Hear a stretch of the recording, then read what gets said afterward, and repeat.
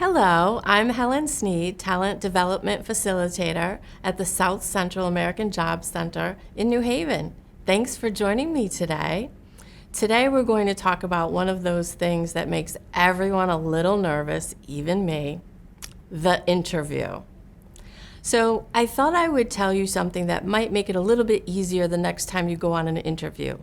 Think of it as a conversation. You're going to exchange information. Granted, it's with someone that you don't know, but it's your opportunity to help them get to know who you are.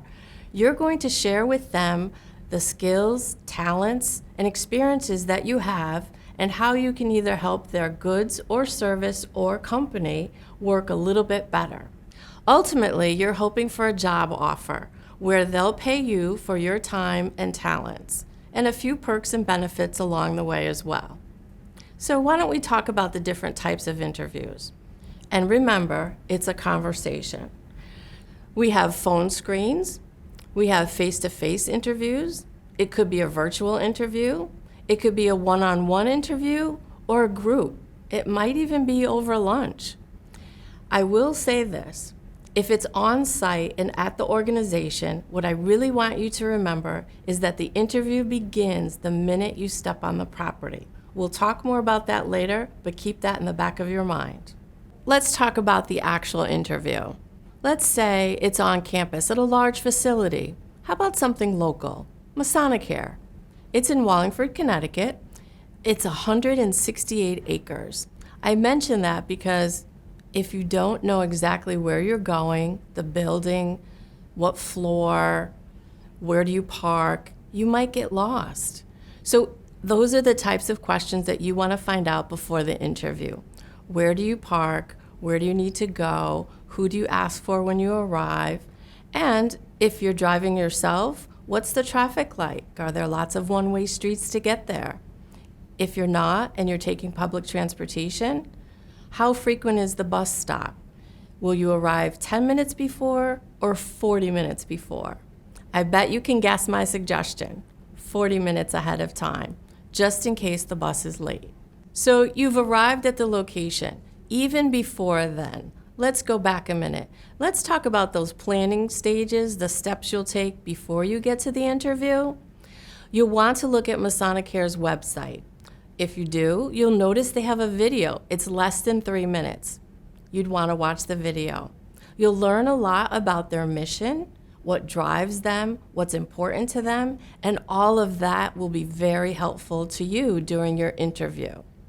You may also base some of your questions that you'll ask them, because yes, you want to prepare questions for them as well, as part of your interview. Again, it's a conversation, it's an exchange of information. They want to know about you, and you want to know about them. Part of the plan that you'll have with respect to your interview will include visiting the organization's LinkedIn page and Facebook page. You'll find different information on both. You'll want to take notes and also look for some common themes. Here's an example. On Facebook, you might find out about a community event that they're having. Maybe it's something you could attend before the interview. On LinkedIn, you'll notice the different people that work there. You might end up interviewing with someone that you found on LinkedIn, or you might know someone that works there. Either way, it's very helpful, part of your plan, and will help you during the interview process. One piece of the planning process involves printing the job posting that you applied to. You'll also want to take a look at the company's website. It is possible that the posting is slightly different, so print that as well. Highlight some of the common elements. And if you can, think back for a moment to our example about Masonicare. You'll remember on the video they talked about personalized care. So think about the experiences you've had where you've provided personalized care to a customer, or possibly you helped a coworker with a task. I recognize this is a lot to remember. I do. And there are so many layers to location. For example, when we talk about location and it's a phone screen, then you might be doing that from your car or at home. When we talk about location, if it's a WebEx or Zoom, it's probably from your home. If you're on site, then you're going to a place that you may not have been before. it can be a little confusing. So let's talk about some of the tools and technology that become really important depending on the location of your interview. For example, if it's by phone, you want to make sure you have enough paid minutes to cover the time that you're spending during the phone screen. I have another tip for you. Let's talk about Wi-Fi for a minute. Find the strongest signal in your home. Practice with a friend or your job seeker consultant.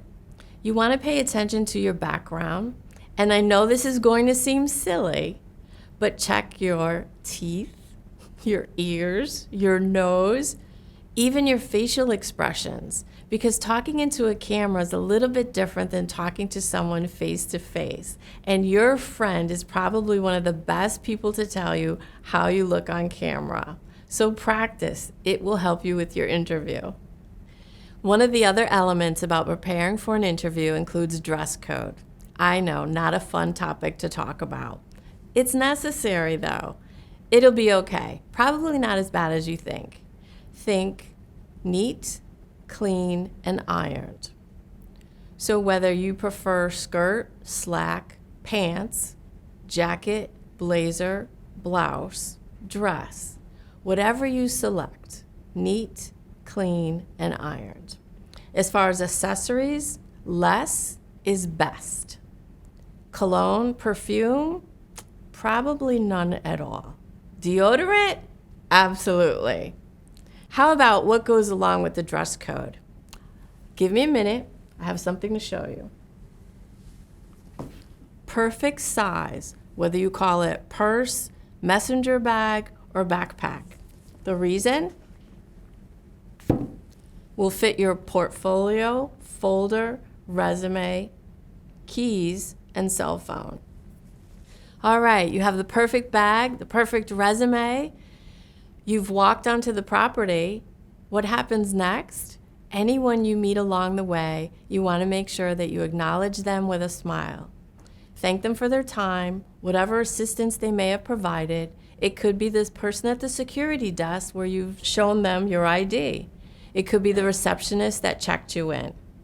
When you enter the interview room, you're still going to acknowledge everyone. It may not be with a handshake anymore, but remember to smile, perhaps nod, introduce yourself, and they'll take it from there. Thanks for hanging in there with me. I know we've covered a lot. I hope today you're taking notes. It'll be a good practice for taking notes during the interview. Yes, the interview, the conversation. We're getting ready to talk about what happens during the actual conversation. Remember to smile, acknowledge everyone in the room, and here at the American Job Center, we have a few questions that we can tell you are pretty common that you can expect to help prepare you for the interview. For example, tell me a little bit about yourself. They want to know what you have to offer to help them with their job opening. Tell us one of your strengths. Hopefully you've had a chance to visit their website and you found something in their mission or their goals that matches one of your strengths. Tell me about a weakness. Really difficult to talk about, I know. Just pick one. Don't give them two if they've only asked for one. And that takes me to listen. Whatever questions they do ask you, listen. Even if you have to ask for a little time to think before you respond. Remember, the interview is a conversation. It's a great opportunity for you to learn more about the people in the room, the position, and the organization. So you'll want to ask questions that will give you great insight. For example, what would you like to see this person accomplish in the next 6 months? What keeps you up at night? I know that sounds casual. It might help everyone relax just a little bit more in the room. Whatever questions you do ask, try to ask a follow-up question. For example, if they'd like to see this person reach a certain goal within 6 months, you might ask what training is provided during the orientation to help someone reach that goal. Whatever you do, acknowledge everyone in the room, listen, take notes, and be prepared for some non-traditional questions. What's a non-traditional question? They might ask you, if you were a vegetable, What vegetable would you pick? If you were an animal, what animal would you choose? If you won the lottery, $30 million, what would you do with it? Keep your responses simple. Think of it like, would I be a leader? Will I be colorful? Will I donate to make a difference in the world? You made it. You finished the interview. What happens next? It's time to say thank you. That thank you might be in the form of an email, especially if you've applied to a position for an IT company. It could be a thank you card that you'll mail the same day of the interview in hopes they receive it the next day. It might be via LinkedIn if you knew the person in advance and they were part of the interview process. Whatever you do, you want to make sure to say thank you and follow up with any outstanding questions they might have had that weren't addressed during the interview. Speaking of thank you for spending time with me today. Visit our website for more videos. Good luck and be well.